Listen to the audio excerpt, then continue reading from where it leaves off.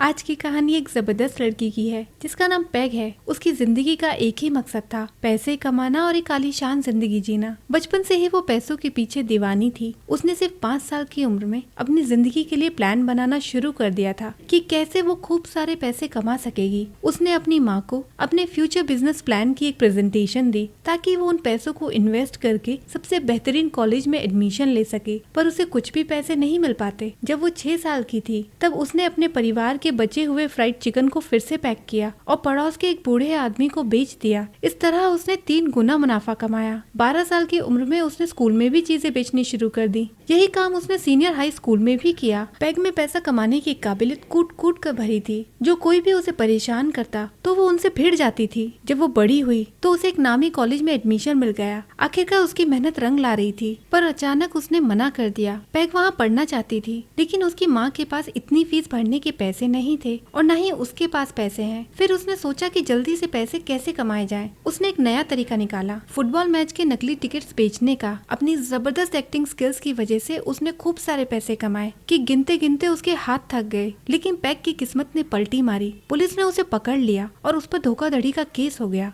बदकिस्मती से उसके वकील की जज से लड़ाई हो गई। पैग को 40 महीने की सजा हो गई, पर जेल में भी पैग ने हार नहीं मानी। उसे जेल की दोस्त से पता चला कि वो यहाँ सामान बेच सकती है। जेल में पैग का बिजनेस अच्छा चल रहा था, लेकिन वहाँ की प्रिजन बॉस को ये पसंद नहीं आया। उसने पैग को सबक सिखाने के लिए उस पर हमला कर दिया। उसी दिन पैग को उसकी माँ का फोन आया, जिसने उसे बताया कि पिछले केस के लीगल खर्चों और जुर्मानों की वजह से वो बहुत बड़े कर्ज में डूब गई है। ये सुनकर पैग का गुस्सा आसमान छूने लगा। कुछ महीनों बाद पैग को जेल से रिहाई मिल गई। बाहर आकर उसे पता चला कि उसके भाई ने एक बार खरीद लिया है और जब तक उसे कोई काम नहीं मिल जाता तब तक वो वहाँ काम कर सकती है। एक दिन बार में ब्रेक के दौरान उसे एक कर्ज वसूली एजेंट का फोन आया। फोन पर एजेंट ने कहा कि वो उसकी $30,000 की देनदारी को कम करके $5,000 कर सकता है अगर वो इसे जल्दी चुका दे। पैग को ये तरीका काफी दिलचस्प लगा। उसने एजेंट से ये भी जान लिया कि वो हर वसूले हुए कर्ज पर 10% कमीशन कमाता है। ये सुनकर पैग के अंदर एक नया जोश आ गया। उसने भी वसूली एजेंट बनने का फैसला किया। पैग ने उस कंपनी में नौकरी के लिए अप्लाई किया जहाँ से उस एजेंट का फोन आया था।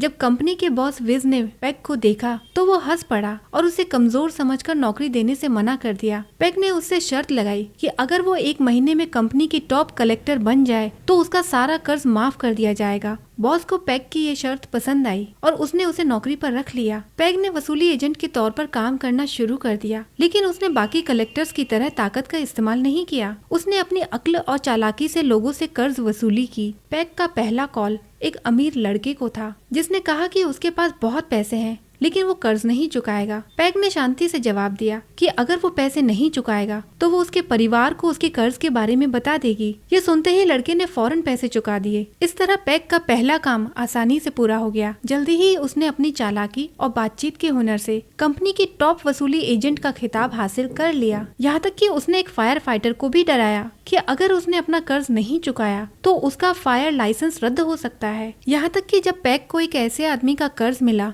जो 20 साल पहले मर चुका है तो पैग ने उसकी अल्जाइमर बीमारी से गुजर रही पत्नी से मुलाकात की और उसे समझाया कि अगर वो कर्ज नहीं चुकाएगी तो इससे उसके पोतों की जिंदगी पर असर पड़ेगा। पैग की बातों से वो बूढ़ी औरत मान गई और सारा कर्ज चुका दिया। अब 1 महीना बीत चुका है। पैग ने कंपनी के बॉस से अपनी सैलरी मांगी, लेकिन बॉस ने उसे सिर्फ आधी सैलरी दी और उसकी झूठी तारीफ करते हुए कहा कि उस बूढ़ी औरत ने सालों पहले पूरा कर्ज चुका दिया था, पर तुमने अनजाने में फिर से उससे पैसे निकलवा लिए। ये बात पैग को पता नहीं थी। फिर विज ने उससे गलत तरीके से छूने की कोशिश की। पैग को ये बिल्कुल पसंद नहीं आया और उसने वहाँ से नौकरी छोड़ने का फैसला किया। अब उसने अपनी खुद की कलेक्शन एजेंसी खोलने का सोचा, लेकिन उसे कुछ ऐसे लोगों की जरूरत थी जो वाकई में टैलेंटेड हो। उसने अपनी पुरानी जेल की साथी को काम पर रखा, जिसकी आवाज इतनी अच्छी थी कि लोग उसे सुनकर ही कर्ज चुकाने को तैयार हो जाते थे। फिर उसने एक लड़के को चुना जो लोगों से मीठी मीठी बातें करके उनसे काम निकलवाने में माहिर था। इसके बाद उसने एक चाइनीज औरत को भी अपनी टीम में लिया, जिसने अपने मकान मालिक को 50 साल तक किराया ना बढ़ाने के लिए मना लिया था। इसके बाद पैग अपने पुराने बॉस के भाई के घर जाती है, क्योंकि वही बैंक से कर्जदारों की फाइलें खरीदकर अपने वसूली करने वाले भाई को देता है। पैग उन फाइलों को दुगनी कीमत पर खरीदने को तैयार होती है। वो किसी तरह से उसे मना लेती है। अब पैग के पास एक जबरदस्त टीम थी और उसने एक ब्यूटी पार्लर में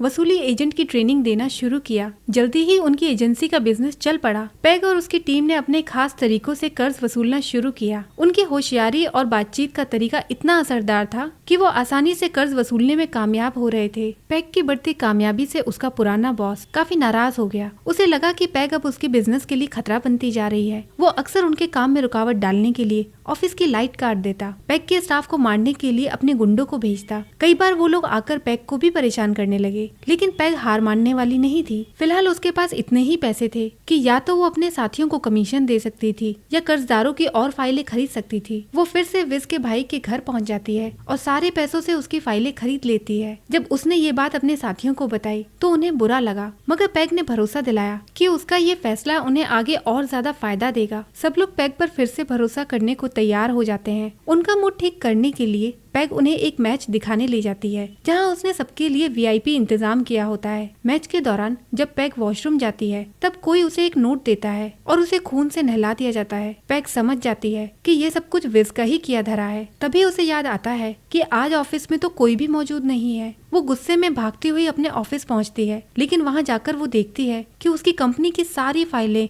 और कर्ज की लिस्ट चोरी हो चुकी है। इससे पहले कि पैग कुछ समझ पाती, उसे विज का फोन आया। उसने पैग को बताया कि ये सब कुछ उसी ने ही प्लान किया था और अब उसके पास पैग का सिर्फ कर्ज ही नहीं बल्कि उसके भाई और माँ की प्रॉपर्टी भी है। पैग के पास अब एक ही रास्ता था कि वो अपने दिमाग और हिम्मत का इस्तेमाल करके विज को हराए। पैग ने तय किया कि वो विज से बदला लेगी, लेकिन इस बार उसे और भी होशियारी से काम लेना होगा। उस रात पैग अच्छे से तैयार होती है और अपने एक वकील दोस्त से मिलती है जिसका नाम ग्राहम है। वो उसे पसंद करता है। पैग ने ग्राहम को अपनी मीठी मीठी बातों में उलझाया और उसे ऑफिस से बाहर भेज दिया। पैग ने उसके ऑफिस के फोन से सेक्रेटरी बनकर पुलिस को कॉल किया और उन्हें इन्फॉर्म किया कि विज के ऑफिस में गन्स हैं और कुछ इलीगल एक्टिविटीज चल रही हैं। थोड़ी ही देर में पुलिस विज के ठिकाने पर पहुंच गई। जैसे ही विज और उसके आदमी पुलिस की गिरफ्त में आए, पैग की टीम के मेंबर चुपके से विज के ऑफिस में घुस गए और वहां से विज की फाइलें और अपनी सारी पुरानी फाइलें वापस लेकर आ गए। इस जीत से पैग की कंपनी दोबारा पटरी पर आ गई और इस बार पैग ने अपनी टीम को उनका पूरा कमीशन दिया। लेकिन इस हरकत से विज और भी ज्यादा गुस्से में आ गया। उसने पैग को धमकी दी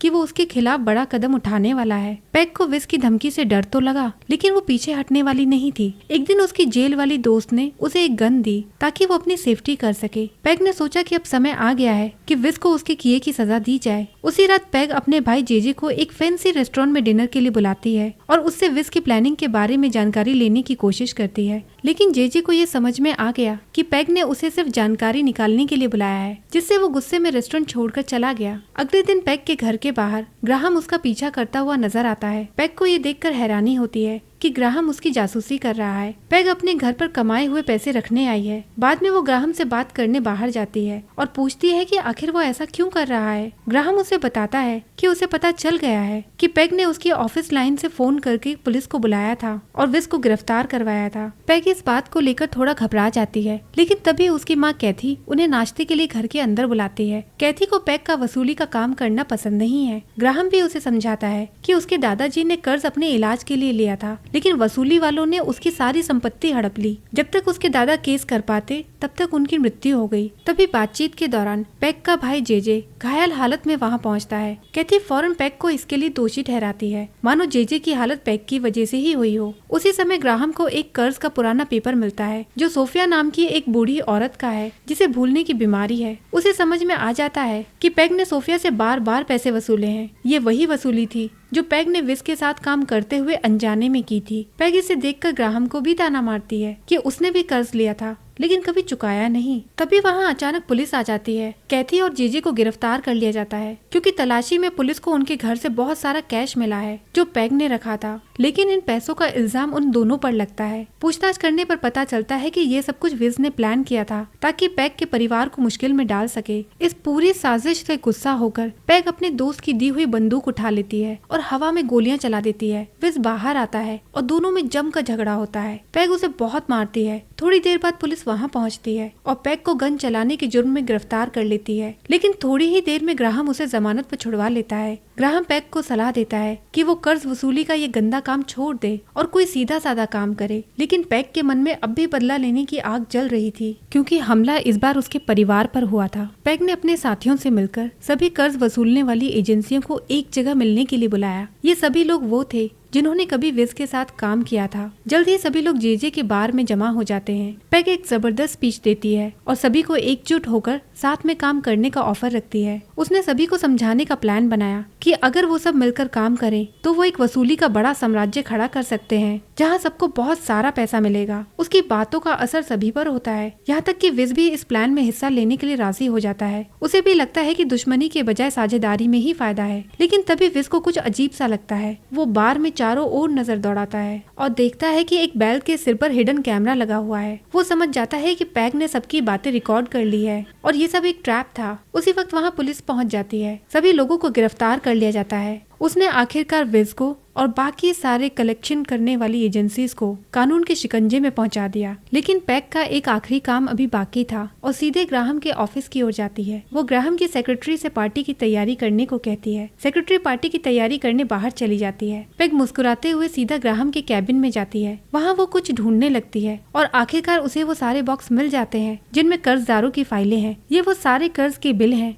जिनकी कुल कीमत $1 बिलियन है और उन पर शराब डालकर आग लगा देती है। उसके चेहरे पर एक सुकून की मुस्कान होती है क्योंकि उसने हजारों लोगों के कर्ज को हमेशा के लिए खत्म कर दिया है। अब उन्हें कोई परेशान नहीं करेगा। लेकिन ऐसा करने की वजह से पैग को फिर से गिरफ्तार कर लिया जाता है क्योंकि उसने केस के सबूतों को जला दिया था। उसे जेल भेज दिया जाता है। लेकिन किस्मत से उसे ज्यादा लंबी सजा नहीं मिलती क्योंकि उसने बहुत सारे जजेस और लॉयर्स के कर्ज की फाइल्स भी जला दी थी। इस पर जेल में उसका रवैया पहले से बिल्कुल अलग होता है। वो पैसों के पीछे भागने की बजाय अपने साथी कैदियों को फाइनेंशियल फ्रीडम के बारे में सिखाती है। कुछ समय बाद उसकी सजा खत्म हो जाती है और वो जेल से रिहा होती है। बाहर निकलते ही उसके परिवार और दोस्तों ने उसका खुशी से स्वागत किया। पैग को देखकर सभी खुश होते हैं। उन्हें पैग के दिमाग पर बहुत भरोसा है, इसलिए उसके परिवार और दोस्तों ने मिलकर उसे एक नई शुरुआत के लिए $20,000 भी दिए। ये देखकर पैग बहुत इमोशनल हो जाती है। सभी लोग जानने के लिए बेताब होते हैं कि अब पैग इन पैसों का क्या करेगी। उसे ऐसा होने की उम्मीद नहीं थी।